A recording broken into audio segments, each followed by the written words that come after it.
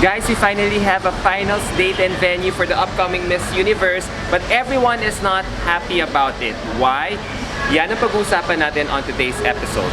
Stay tuned for my insights about this issue.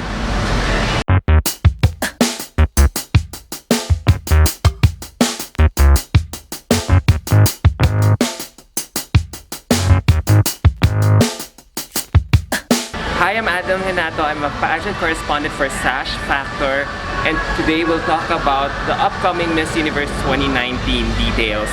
Apparently, hindi masaya lahat ng tao sa narinig nilang announcement from Miss Universe about this year's hosting.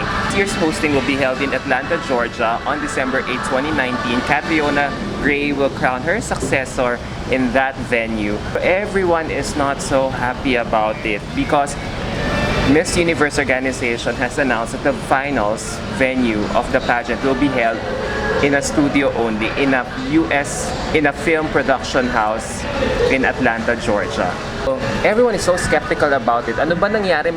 Major downgrade na ba ang nangyari sa Miss Universe organization ngayon na parang wala na silang mahanap na hosting venue or host country, kaya they just settled for a film production house. This year's pageant will be held in Tyler Perry Studios, located in Atlanta, Georgia. This 330-acre lot studio, erected in 2015, is the largest film production house in the US and has a 3,000 seating capacity. It was founded by actor and filmmaker Terry Perry in 2006. And Black Panther and Walking Dead have used this studio for their production shoot. Well, I guess you can say that kasi, you know, for the longest time we've been hearing a lot of rumors that the upcoming pageant might have been held in Dubai, Korea, Brazil, and even here dito sa Manila. Pero for some reason, lahat ng mga negotiations at yung mga rumors na dirinig natin about those countries, ang totoo lang talaga siguro doon, kung meron man nagkaroon ng medyo kasunduan, was here in Manila. Yung South Korea, yung Dubai, wala talagang katotohanan yung mga rumors na yun, based na rin sa past conversation ko with Miss Paula Sugart, the president of Miss Universe organization.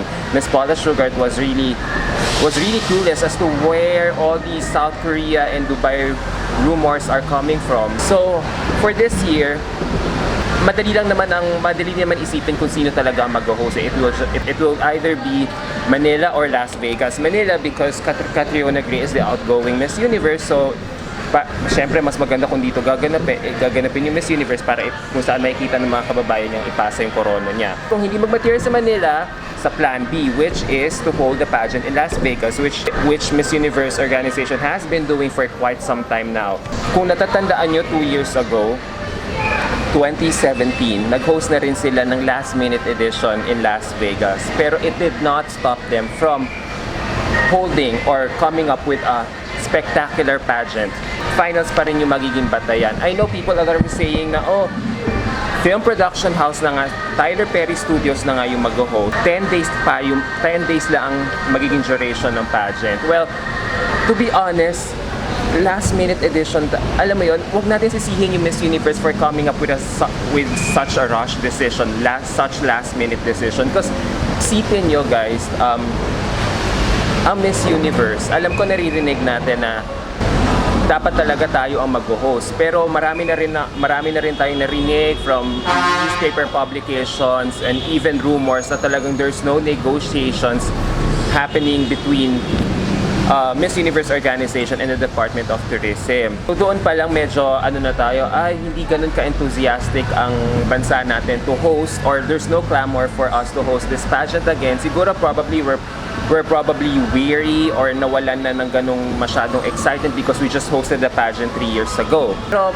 there are still a lot of rumors going around that it might still be held in Manila, pero sa January gaganapin because according to the rumors that have been floating around, merong SEA Games na gaganapin sa December dito sa Pilipinas, kaya kung tayo daw talaga mag-host, it's better to wait for January. Pero Miss Universe organization could no longer wait for January as they were told by their official TV network, Fox Network, na kailangan nilang pageant on December 8 because apparently Fox Network, mismo the TV organization, included their finals telecast in their holiday lineup. Fox Network is instructing them to do kasi nga kailangan nila, kasi sila ang official TV network nila. If they will disobey Fox TV network, mawawalan sila ng TV sponsor. TV channels in the US na have dropped them in the past, like CBS, tapos nung kay Donald Trump, and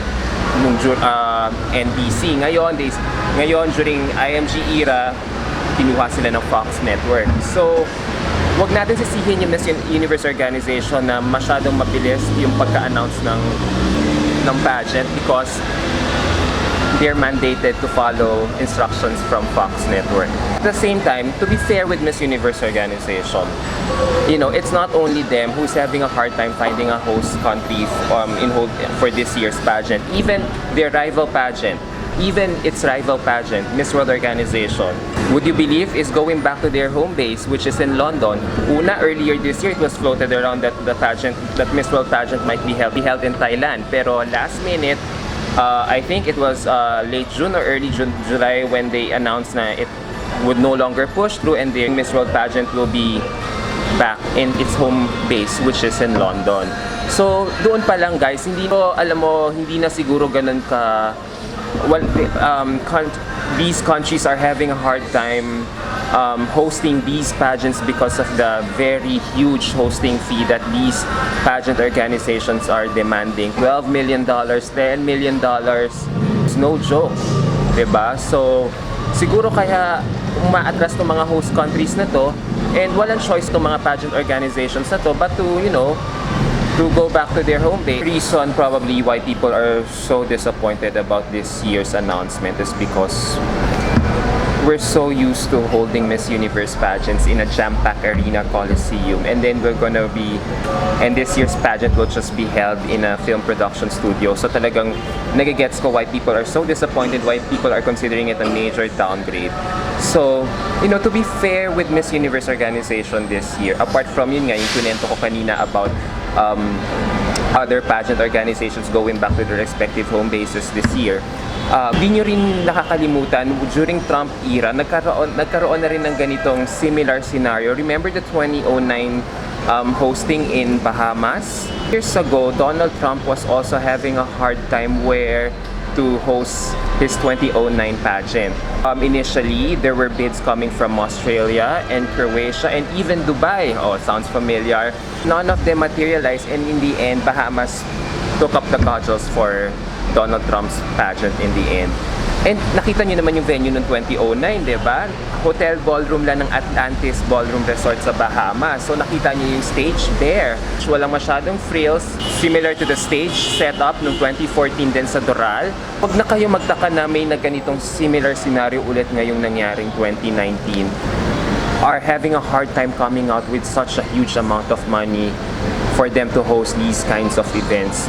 So a Miss Universe organization, wala talagang choice but to, go back to their home base. So, even if the finals will just be held in a studio, in a film production house, I hope this does not diminish our excitement from looking forward to this year's pageant. I know 10 days lang yung pageant, pero if you see the schedule of the pageant, it's packed with it's lean and mean. It's packed with so many activities pa rin kahit papaano.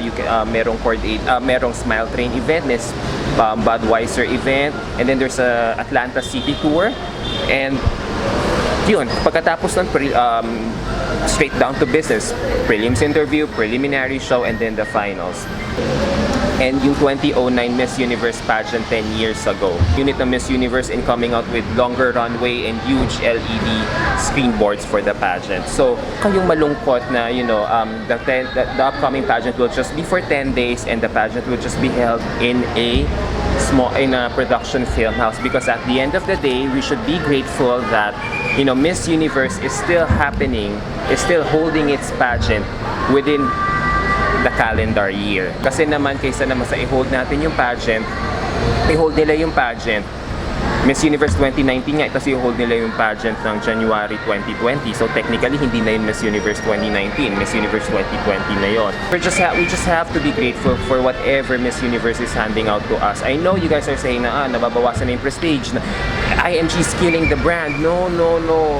You know, IMG, we don't know really the real reason why IMG decided to hold the pageant in Atlanta. Whatever the reason may be, I hope it won't still diminish your trust in Miss Universe organization in coming up with the best production for this year's pageant. That's what this pageant is known for. So guys, wag na kayong malungkot much. Let's just focus our energies elsewhere by mobilizing our resources for Gazini and your other favorite bets in the upcoming pageant. Huwag na kayong magpa-stress na it's only for 10 days. Ang mahalaga, there will be a pageant and you should be grateful that the pageant will still materialize despite everything that's going on. It's still happening within the calendar year. Okay guys, so what do you think about my reaction about this issue? If you guys have any comments and suggestions about this topic, feel free to share your thoughts on the comment section below para makita ko naman kung saan yung mga punto de vista nyo rin. Okay guys, until my next video, see ya guys again, bye!